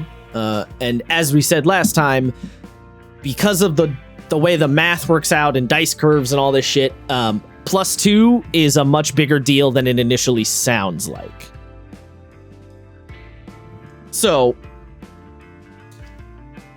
what this ends up meaning is like at lower levels, obviously, you're going to expect, you probably get tier 1s and 2s a little more often. And at higher levels, you're going to bank around the tier 2 and 3 range, as long as you're rolling abilities with your best characteristic and not rolling with negative, so on and so forth. It's kind of a modified version of the Apocalypse World style success, partial success, or full success, partial success, failure system. It's sort of a heroic fantasy version of that idea. And it's probably going to look a little complicated for a lot of people at first, but I promise it will take you, I don't know, maybe 2 sessions at most to figure it out if you're paying any attention. Right? Fair to say? Yeah, about. Yeah.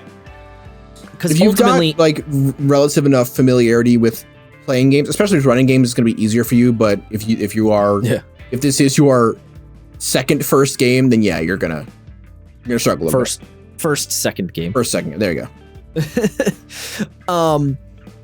Yeah, and ultimately it's 11 or less, 12 to 16, 17 and up. That never changes. So once you remember that little chart, quote unquote, you're good. As someone who played a lot of Apocalypse World, obviously, yeah, it doesn't take long to remember something like that. The thing that will get a little weird is when you have abilities that say, for example, power roll plus your might, and then if you get a 12 to 16, it says 6. So the way it's denoted on the abilities, it'll say 6 plus M. So you will have to remember what the letters of all the characteristics are. That might take some time. 6 plus M damage. So if you have 2 might, it'd be 8 damage. 6 plus 2. And then it says push 2. So you'll have to remember what the letters mean, and then you'll have to remember what it means when it says push. Now, for push, that's not too hard. Like, okay, I push him 2 squares. That makes sense. For some of them, it'll be a little weird, like shift, for example. Shift is also force movement. It just means it can be force movement in any direction. So if something says shift 2, you can move them left 1 and then down 1. Or you can move them up 1 and then right 1. So there's some keyword stuff you'll have to keep in mind.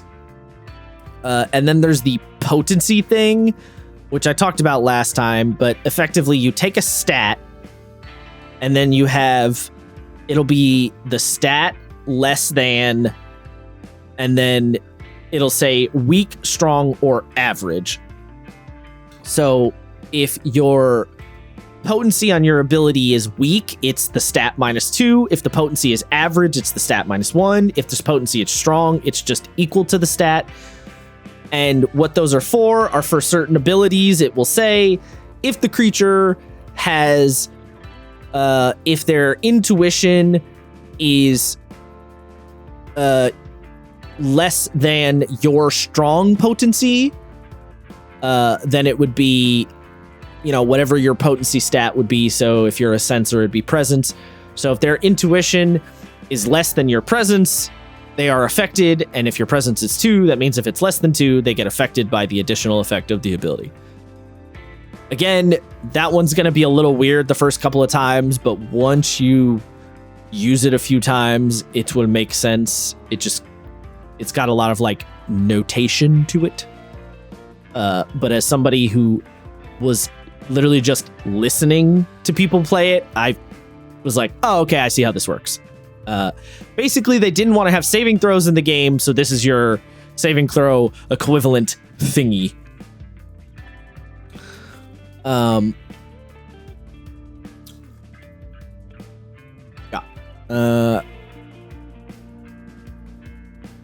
Potencies can also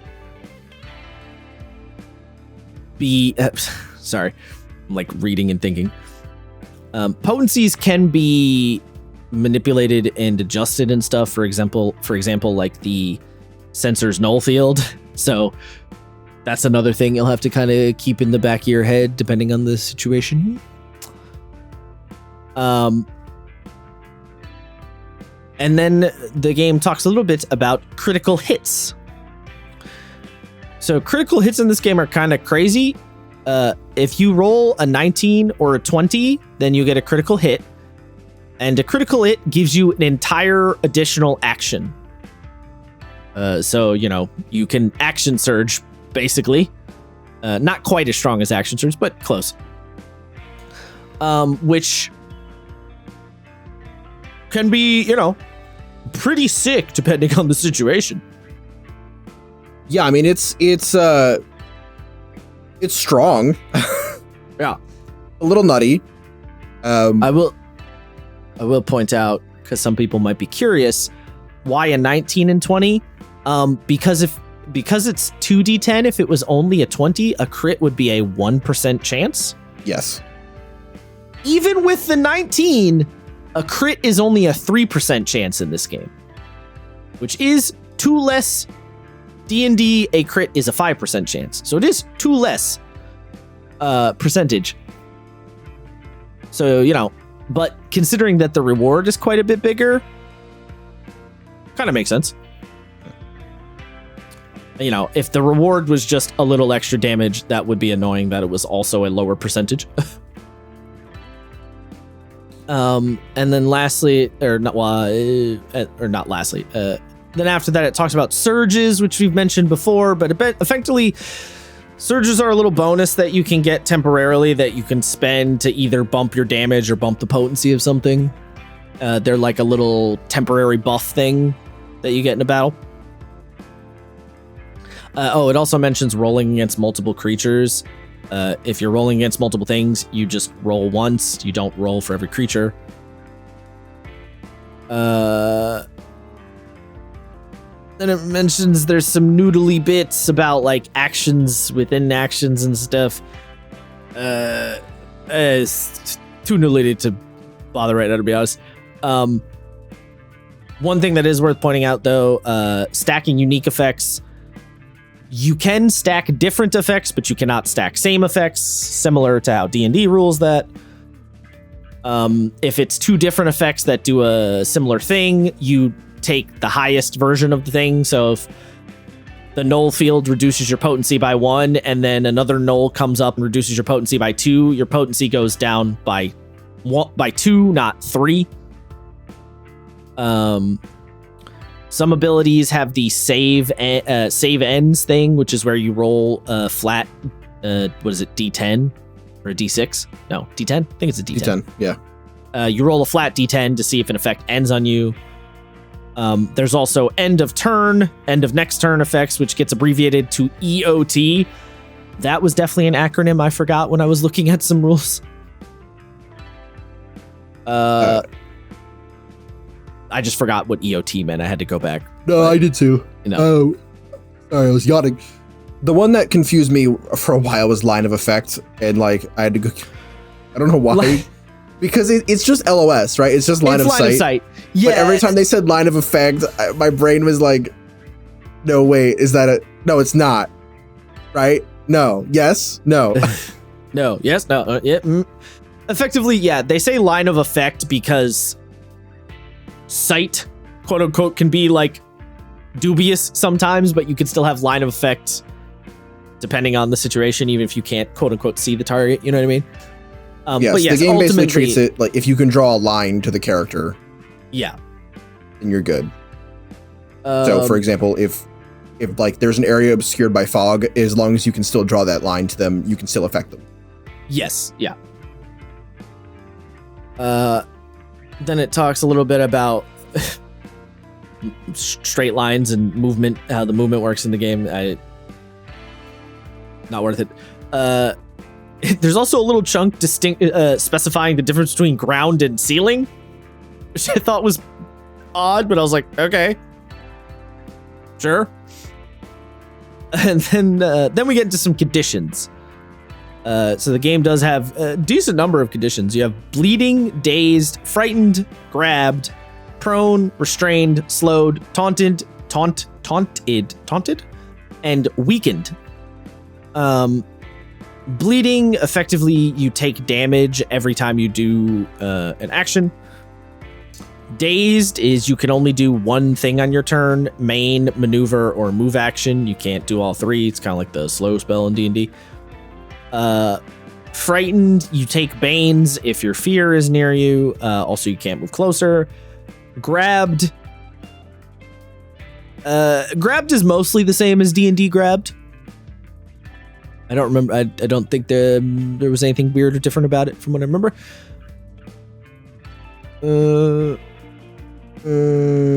Yeah, no, yeah, it's D&D. Yeah, it's about the same. Yeah.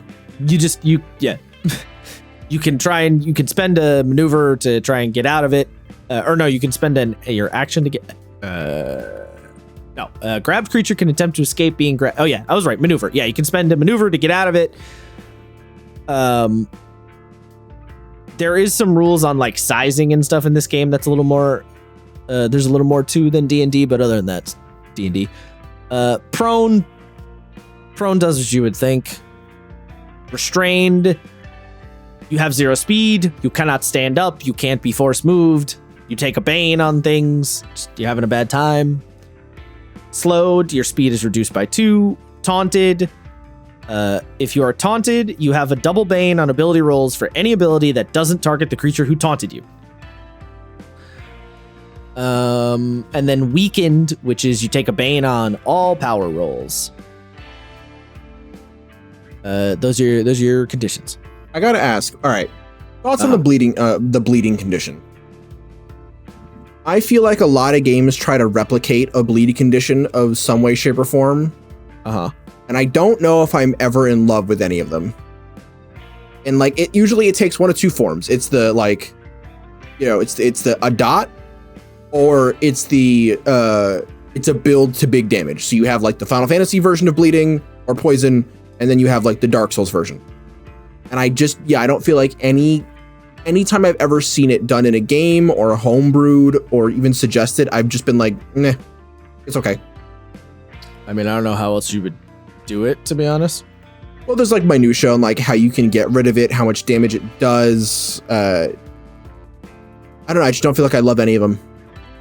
Like this one works, you take damage equal to 1d6 plus their levels, so you can be a lot or a little bit, depends.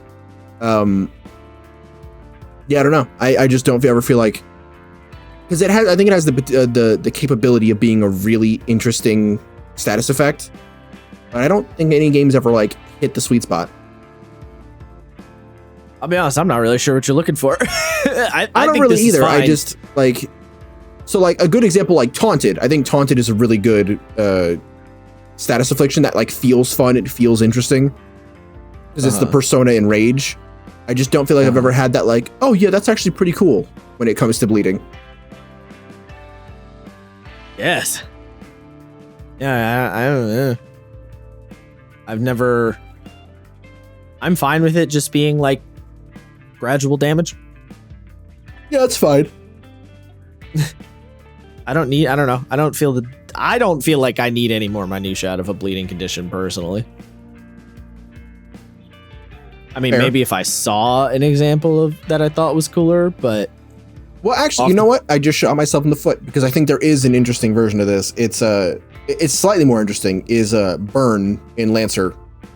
Because it's a damage over time, but it's a damage over time that stacks. So unless you like take an action to like actively stop burn, it just keeps happening. So for example, if you take one burn, next turn you will also take one burn. If you get hit next turn with another one burn, that becomes 2 burn, and that will become 4 burn. Like, it actually feels like it's something that, like you're bleeding out, you're running out of time. I mean, it is worth pointing out that one of the main ways that bleeding interacts in this game is when you're at 0 hit points. Right. That actually, I did forget about that. So that is an extra tier of things that does make it more interesting. Fair enough. Yeah, because when you're at 0, you can still do actions, but you start bleeding. Right. So now like I said, we're doing it slightly weird order. So that was some rule stuff. We're jumping past the classes, back around to kits. Not too much to say about kits that we haven't already said. Essentially, you pick a kit. It gives you a description of the kinds of equipment that the kit has. So for example, the Cloak and Dagger kit says you wear light armor and wield 1 or 2 light weapons. And then the kit you choose gives you a list of mechanical effects. So for the Cloak and Dagger kit, you get +3 stamina per echelon of play. You get a +2 speed bonus. Your melee damage bonus is +1 at every tier, and then your range damage bonus is also +1 at every tier. Your range distance bonus is +5, and your disengage bonus is +1. So when you take the disengage maneuver, you can move 2 squares as opposed to 1 square. And then you get a signature ability from your kit, which in the case of Cloak and Dagger is Fade. It's a melee or a range strike with a weapon. It's a main action. You roll, you power roll with your might or your agility. And then after you do so, you can shift yourself 1, 2, or 3 squares, depending on what tier of success you got on the roll. And yeah, they basically all work like that. This is your replacement for gear in this game. You take a kit and you can change out your kits on a respite. And pretty much all the kits that I would personally want are present. There is one kit called Ranger, which I feel like is a little bit of a kick in the ass because a little bit, yeah. There's a Ranger kit and not a Ranger class. I don't know. I'm a little bothered by that. Yeah, to my end, yeah, I think they've pretty much covered everything I want. Warrior, priest, sword and board, spell, sword, swashbuckler, sniper. I do like that the no armor big weapon one is called Panther. Panther, yeah. It's good. I really appreciate Retiarius. Yeah. You're a gladiator with a net. Yes. Yeah, it's a funny one. Hell yeah. I also like that stick and robe is an option because I love the idea of playing a stick and robe sensor. So you're not like armor kitted out with a mace or anything. You're just a dude with a stick. But once you unleash that stick on people, you fuck them up. It's a shillelagh. Yeah, basically. I'm there with you. I love the idea of just taking out somebody's kneecaps with a shillelagh. Yeah.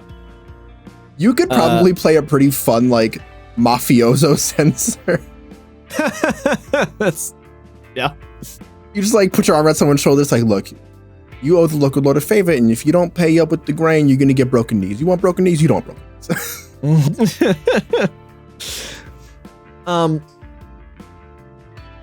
Yeah, I mean, if you're looking for a gear porn type game, this is not your game. No, it's not. But I do like. I mean, I know both of us normally say we like having an interesting gear section in our games, which is true, but I do like this kit system. I think it's a cool alternative. Well, so this is what I got to say about it. Uh-huh. I love gear. Ladies and gentlemen, I love gear. But what I don't like is when equipment and gear feel useless, right? Which is a lot of D&D gear.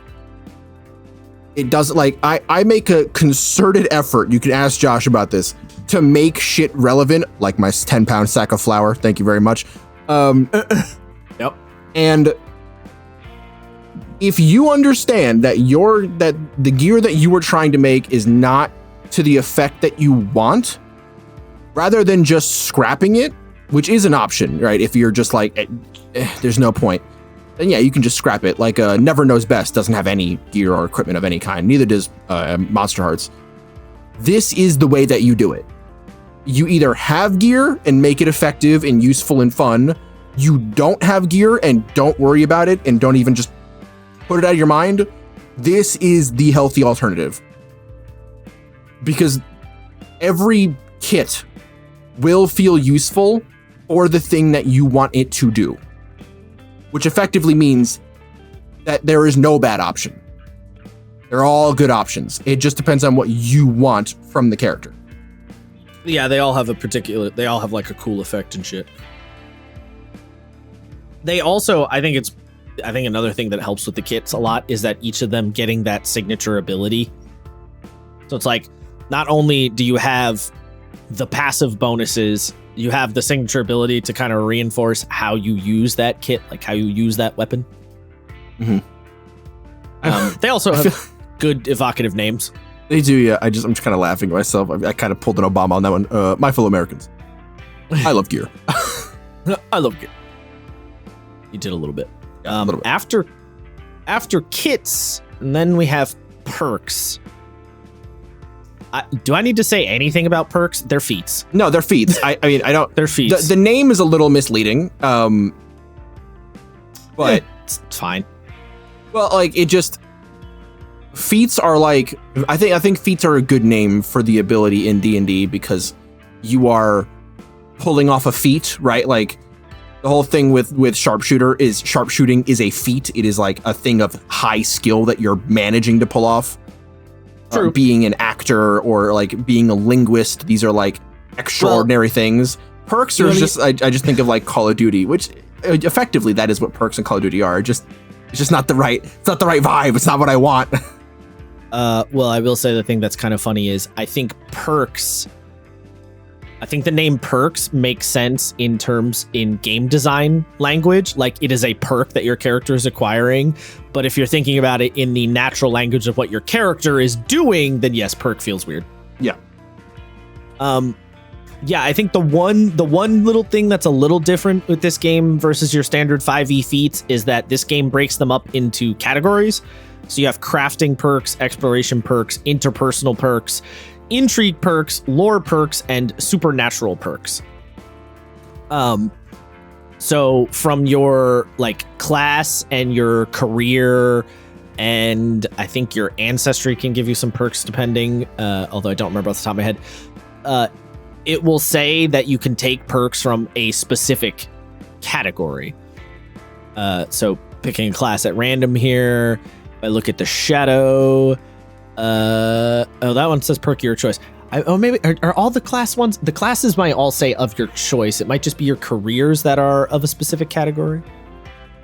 Oh no, okay, no, okay. So like at level 6, the sensor has perk. You gain 1 interpersonal, lore, or supernatural perk of your choice. So basically, when you acquire them, it will sometimes say you can only get from this category, which is, you know, I think a good way to do it, because it makes them a little easier to balance. Make sure you can manage what falls under, like what can be used for what thing. Categorizing is often helpful. I did just have a thought too, by the way. I meant to mention this when we finished talking about the classes. You may have noticed we went through all that talk about classes, and we didn't say anything about multiclassing. That's because there is no multiclassing. No multiclassing allowed. You cannot do it. It is not there. Mm-hmm. And listen, here's the thing. Some people might be a little sad about the lack of multiclassing, and I get that. And if ultimately, in the video that Matt Colville just put out, he actually addressed this, and he was basically like, listen, when we were designing abilities for 5e, for the Beast Heart and the Talent and the Illrigger, we had to nerf abilities because we would try to design the class to make the coolest version of the class that we possibly could. And then one of our playtesters would say, that ability is really cool, but if you multi-class that ability with this class's ability, it becomes really fuck-busted overpowered, and so you're going to have to change it to make it not as good. And so, in order to make each class as cool as they want them to be, they did not put multi-classing in the game so that they did not have to cross-balance the classes, essentially. And so each ability that the class has is in their opinion, of course, the best version that ability could possibly be, and they don't need to worry about toning it down or adjusting it, because if you combo it with something else, it becomes ridiculous. And I understand people being potentially annoyed about that, but in my personal opinion, that is a very reasonable reason to not have multi-classing. Yeah. That was a disappointed yeah. Yeah, I mean, it is a little disappointed because I think there is potential for multi-classing to be a thing in the game, but I also understand and respect the idea that that the designers went, it's just simpler if we don't. Like, I really can't fault them for that.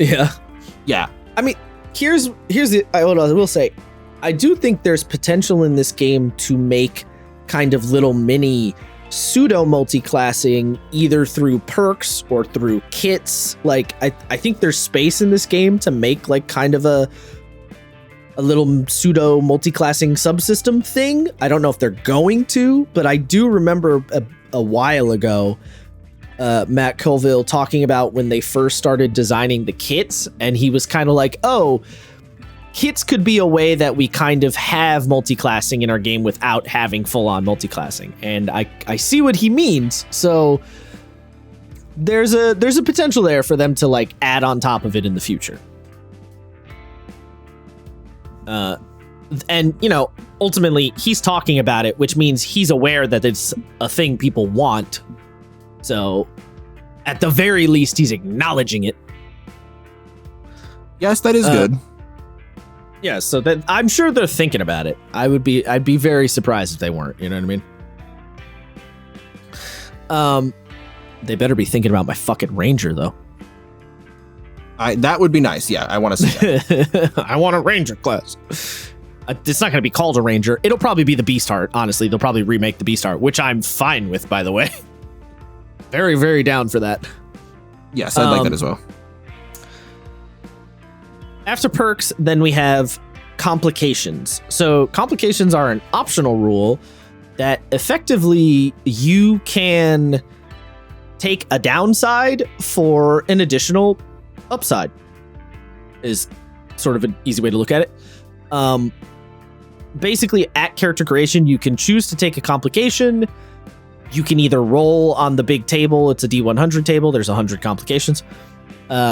Or you can, pick one, and it gives you a little upside that's kind of like a perk, but it also gives you a drawback. So, for example, if you take the amnesia complication, the benefit is you have a supernatural possession, a first echelon trinket of your choice that might have some connection to your former life. So essentially you start with like a low level magic item.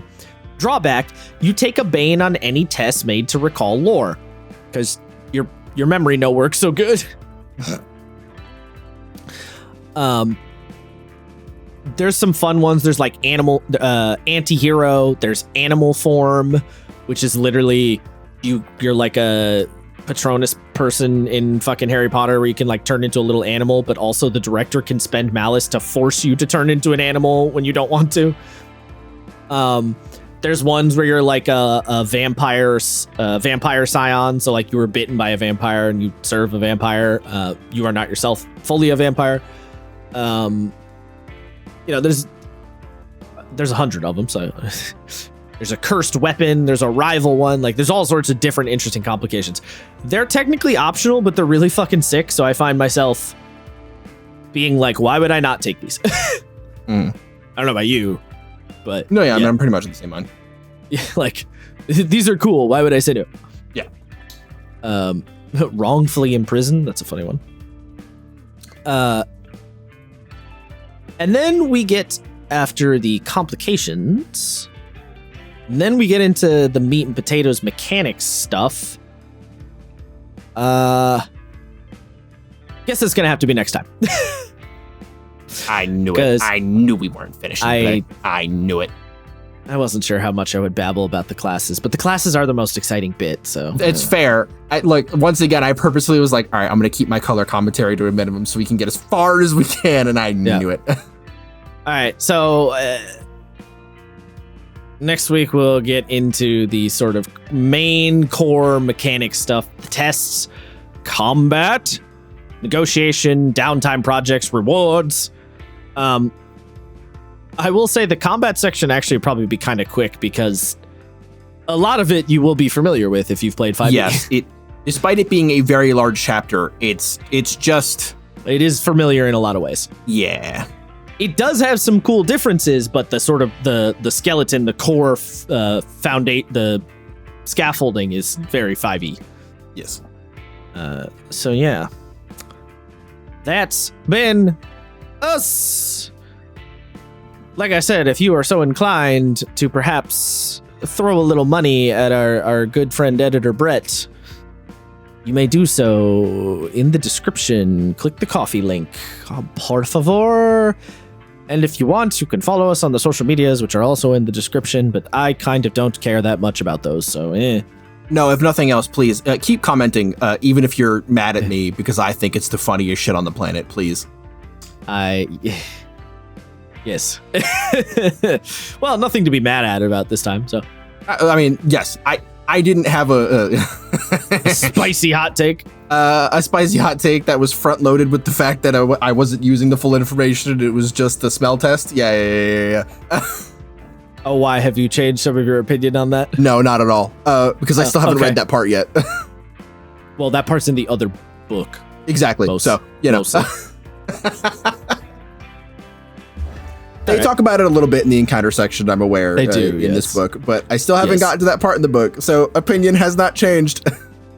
Okay. Please feel free to keep yelling at me in the comments. Feel free to keep yelling at him. Seeing them roll in real time was pretty good, but it's kind of funny. All right, fine, fuck, I don't know. Do whatever you want, I don't care. Yeah, do whatever you want, that's what I'm saying. Anyway, bye-bye, we're done here. All right, peace, motherfuckers.